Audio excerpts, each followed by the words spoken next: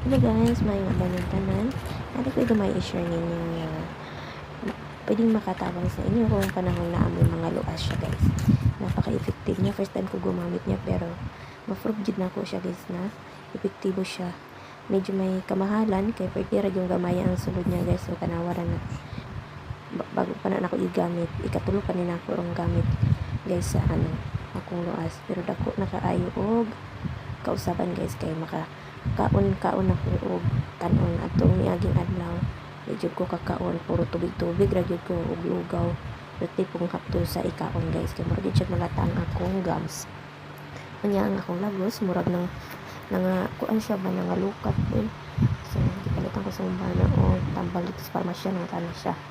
O tingala rin siya kadaghan guys, better yung gamaya. Up and down na siya akong gibutangan sa akong mga lagos kay hot dish kaayo siya. O mukha ang labi na og na ay mga sauce ang akong gikaon, pwede yung hot dish sa siya guys. So maura to akong i-share sa inyo. Daghang salamat nga at nakatagang sa inyo. Bye bye.